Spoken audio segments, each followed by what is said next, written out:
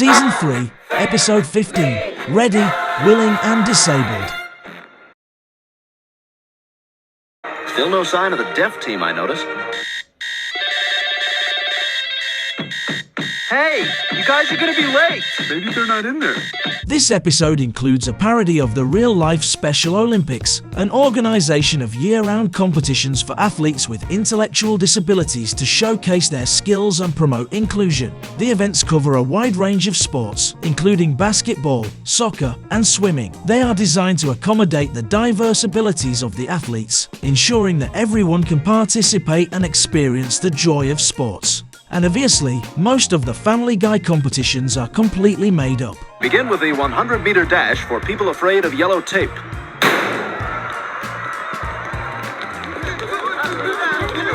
It's anybody's race now, Tom. And it's Odai Mutombo of Kenya.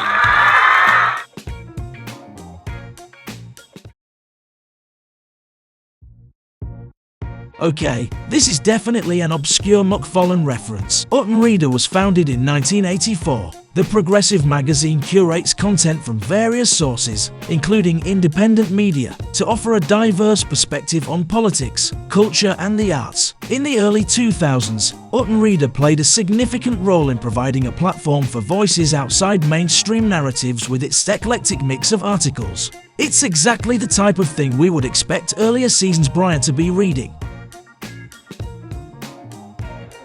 Did George W. Bush quit even after losing a popular vote?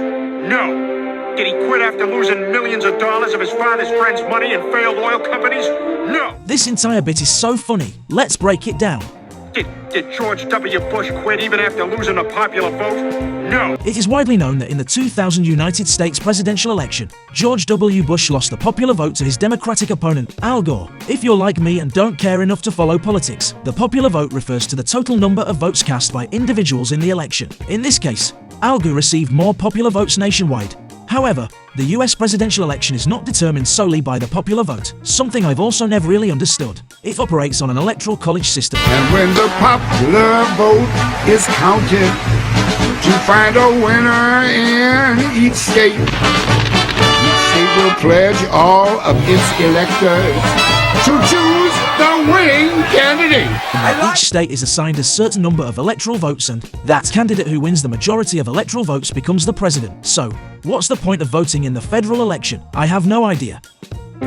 Did he quit after losing millions of dollars of his father's friends' money in failed oil companies? No. Bush also faced challenges in the oil business during the 1980s. His ventures, including Arbesto Energy and Spectrum 7, encountered severe financial difficulties and struggled to turn a profit. Look, it still managed to make them one of the most prominent families in the oil business. Kudos. Did he quit after knocking that girl up? No. Laura Bush. Maybe. Scary looking lady. Did he quit after he got that DUI? No. Man, MacFarlane really did his research. In 1976 in Maine, Bush was arrested for driving under the influence after drinking in a bar with his buddies. Did he quit after getting arrested for drunk and disorderly conduct at a football game? No! This one's tricky. I imagine they've probably buried this story 10 feet deep, but on one random World Systems Archive site, there appears to be an email written by Michael Moore addressing this incident. Bush has acknowledged on several occasions that he has had issues with alcohol, so I'll let you do with that what you want. No! Did he quit? I get the message, Peter. Peter Yarrow, Peter, Paul, and Mary. Let's give them a hand, folks. But that's nothing compared to what this next man did. He challenged me to go that extra mile. And that man is Mr. Griffin. Comedian Eddie Griffin, get up here! Your acerbic anti-white humor was a constant inspiration. Thank you, sir. And last but not least, who could forget the fat guy? Chef Paul Prudhomme! You get your Cajun ass up here! Wow, I didn't even do anything.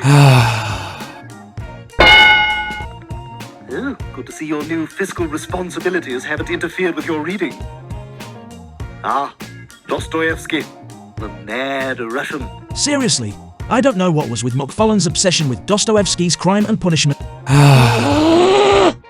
He's probably only waiting to be interviewed by Dan Rather or that dreadful Gene Shalit.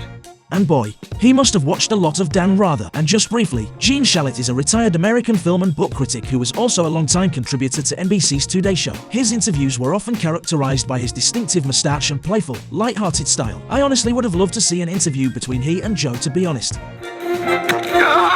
There are a lot. And I carry it with me like my daddy did. If you go with my way, I'll go with you. Moving me down the highway. What man? Hey, he was wearing a Jimmy Carter mask like that robber in that Keanu Reeves movie. The Matrix. No, it wasn't that recent. It was the one where they were jumping out of a plane. Executive decision. No, that was with Kurt Russell, but the other guy in this movie, he kind of looks like Patrick Kurt Russell. Swayze. Now little Paul can get his Point Break. That was the movie. Yeah, trust me, Joe, I know physical fitness. I was in Richard Simmons sweating to boots on tape. The Red Sox were in town, but I didn't care, because it was Tuesday, and I was on my way to see Maury. He couldn't go to the bathroom by himself anymore, but his indomitable spirit... Oh. Ugh! We now return to Touched by an Angel. Now, where exactly did the angel touch you? Here? Oh, come on! Who you gonna believe? I got a freaking halo! Huh? Now fess up or I'll do to you what I did to John Lennon. John, have you met Yoko? Yoko, John? Gee, Peter, this water tastes kind of funny. You mean like ha-ha Jerry Seinfeld funny? Or Elaine Boozler, God bless her, she's trying funny. Right. Probably get lost among the pinups of Justin Timberlake and Tom Cruise and blast with the devil of the teenagers like Morgan Freeman. Lunch is here.